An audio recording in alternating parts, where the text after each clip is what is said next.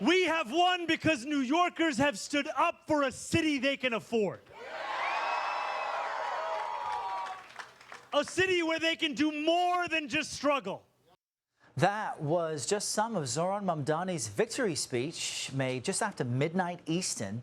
The Democratic Socialist has claimed victory in New York City's mayoral primary and now moves on to the general election.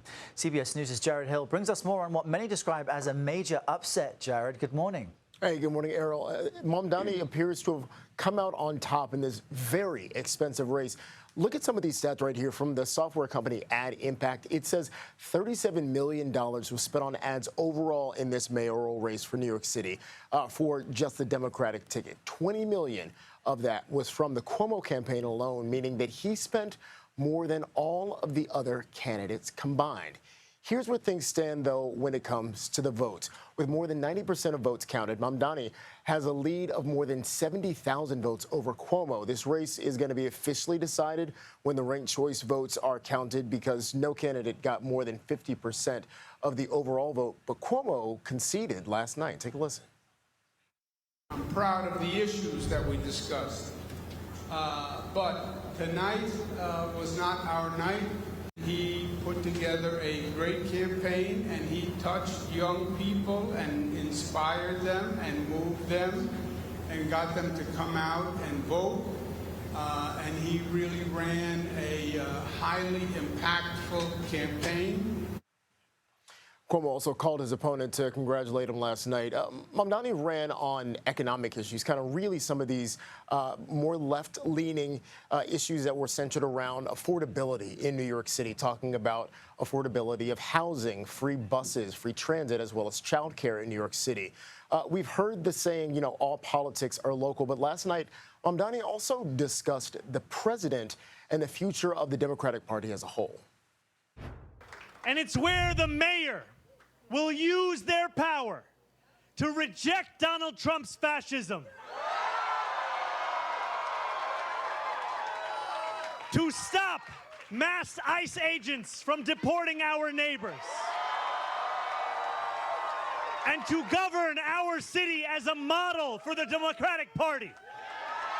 All right, so folks at home might be asking, you know, all right, fine, that's cool for New York City, but why do I care if I'm not living in New York City or even New York State?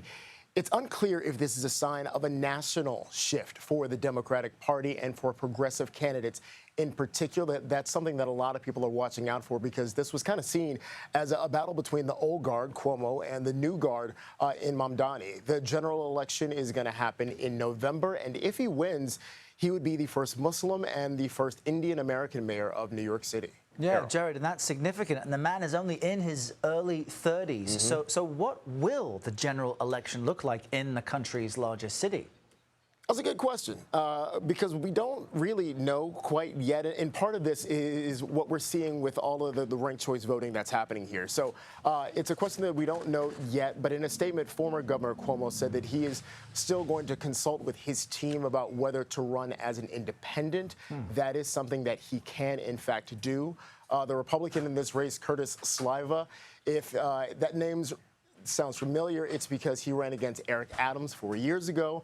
Sliva founded a civilian group called the Guardian Angels, who members patrol the streets as well as the subways. His platform includes increasing the amount of police officers in New York City. And then on top of that, you got incumbent Mayor Eric Adams, who's also running for re-election, but as an independent this time instead of as a Democrat. He made that switch pretty recently. You might remember that he was facing some federal corruption charges.